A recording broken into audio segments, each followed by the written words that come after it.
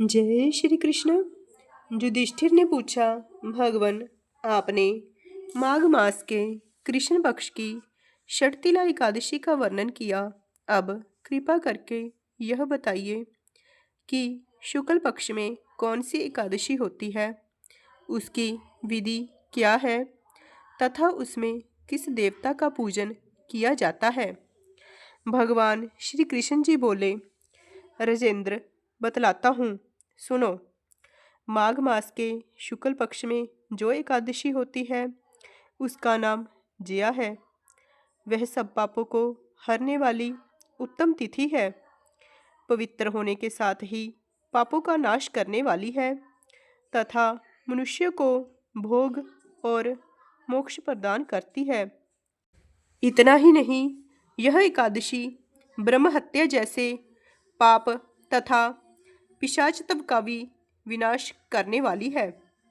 इसका व्रत करने पर मनुष्यों को कभी भी प्रेत योनि में नहीं जाना पड़ता। इसलिए राजन, प्रयत्न पूर्वक जया नाम की एकादशी का व्रत करना चाहिए।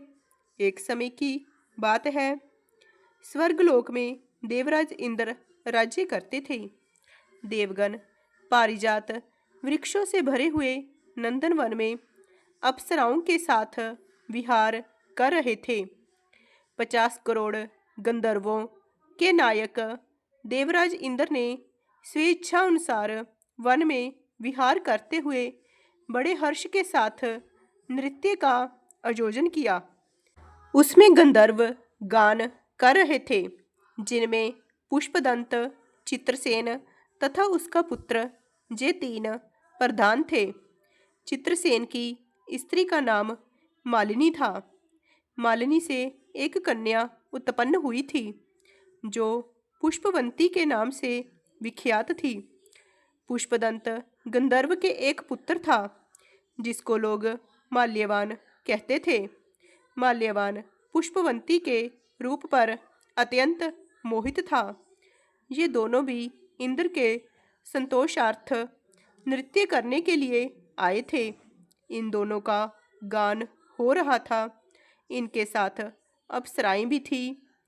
परस्पर अनुराग के कारण ये दोनों मोह के वशीभूत हो गए। चित्त में भ्रांति आ गई, इसलिए वे शुद्ध गान ना गा सके। कभी ताल भंग हो जाता और कभी गीत बंद हो जाता था। इंद्र ने इस प्रमाद पर विचार किया और इसमें अपना अपमान समझकर वे कुपित हो गए। अतः इन दोनों को शाप देते हुए बोले, ओ मूर्खों, तुम दोनों को धिक्कार है। तुम लोग पतित और मेरी आज्ञा भंग करने वाले हो। अतः पति पत्नी के रूप में रहते हुए पिशाच हो जाओ। इंद्र के इस प्रकार शाप देने पर इन दोनों के मन में बड़ा दुख हुआ। वे हिमालय पर्वत पर चले गए और पिशाच जोनि को पाकर भयंकर दुख भोगने लगे। शारीरिक पातक से उत्पन्न ताप से पीड़ित होकर दोनों ही पर्वत की कंदराओं में विचरते रहते थे। एक दिन पिशाच ने अपनी पत्नी पिशाची से कहा, हमने कौन सा पाप किया है जिससे यह पिशाच योनि प्राप्त हुई है। नरक का कष्ट अत्यंत भयंकर है तथा पिशाच योनि भी बहुत दुख देने वाली है। अतः पूर्ण प्रयत्न करके पाप से बचना चाहिए।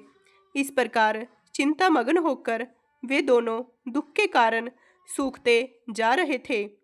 देवयोग से उन्हें माघ मास की एकादशी तिथि प्राप्त हो गई। जया नाम से विख्यात तिथि, जो सब तिथियों में उत्तम है, आई। उस दिन उन दोनों ने सब प्रकार के आहार त्याग दिए, जलपान तक नहीं किया, किसी जीव की हिंसा नहीं की, यहाँ तक कि फल भी नहीं खाया। निरंतर दुख से युक्त होकर वे एक पीपल के समीप बैठे रहे। सूर्यास्त हो गया।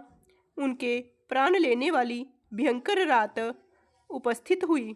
उन्हें नींद नहीं आई। वे रति जा और कोई सुख भी नहीं पा सके। सूर्य उदय हुआ। द्वादशी का दिन आया। उन पिशाचों के द्वारा जया नाम के उत्तम व्रत का पालन हो गया। उन्होंने रात में जागरण भी किया था। उस व्रत के प्रभाव से तथा भगवान विष्णु की शक्ति से उन दोनों की पिशाचता दूर हो गई।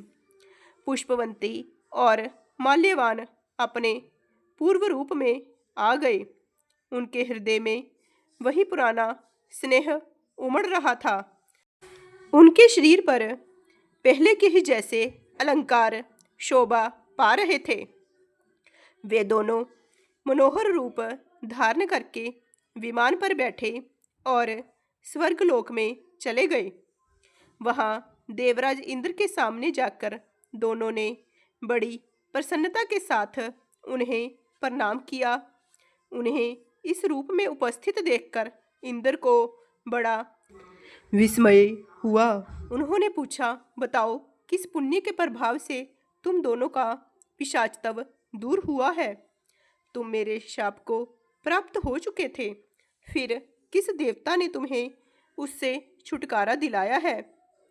माल्यवान बोला, स्वामिन, भगवान वासुदेव की कृपा तथा जया नामक एकादशी के व्रत से हमारी पिशाचता दूर हुई है। इंद्र ने कहा, तो अब तुम दोनों मेरे कहने से सुधा पान करो। जो लोग एकादशी के व्रत में तत्पर और भगवान श्री कृष्ण जी के शरणागत होते हैं, वे हमारे भी पूजनीय हैं। भगवान श्री कृष्ण जी कहते हैं, राजन, इस प्रकार एकादशी का व्रत करना चाहिए। नृपश्रेष्ठ, जया ब्रह्म हत्या का पाप भी दूर करने वाली है। जिसने जया का व्रत किया है उसने सब प्रकार के दान दे दिए और संपूर्ण यज्ञों का अनुष्ठान कर लिया। इस महात्म्य के पढ़ने और सुनने से अग्निष्टोम यज्ञ का फल मिलता है। जय श्री कृष्ण।